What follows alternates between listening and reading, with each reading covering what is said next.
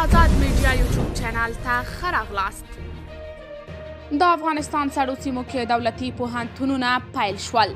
د برټانیا میل ورځپاڼې د کابل او نورو سړو سیمو د پوهنتونونو د پرانیستل کېدو په اړه لیکنه خپره کړې ده. ورځپاڼې کابل پوهنتون د افغانستان تر ټولو پخوانی او مهم پوهنتون بللی چې د طالبانو له واک ته رسېدو وروسته د 6 میاشتو لپاره بند و.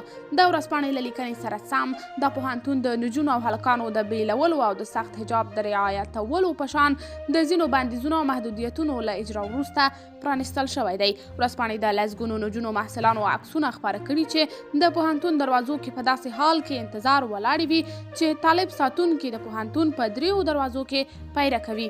ډیجیټل ژورنال او ګڼو نورو ورځپاڼو ته هم د کابل پوهنتون پرانیستل کېده مهمه ښکاره شوې، خو دې ورځپاڼې لیکلي چې پوهنتون ته د بیرته راغلیو نجونو محصلانو شمیر کم و. ورځپاڼې دغه راز لیکلي چې طالبان او ژورنالیستان نه پرېښودل چې پوهنتون ته دننه لاړ شي. تیر کال دې پوهنتون کې شاوخوا 25,000 محصلانو زده کړه کوله، خو څرګنده نه ده چې د هغو څومره کسان نن پوهنتون ته حاضر شول. قدرمنو لیدونکو، تاسې د دې موضوع په هکله څه نظر لرئ؟ نظریات مو راسره په کمنټ کې شریک، ویډیو لایک او چینل سبسکرایب کړئ.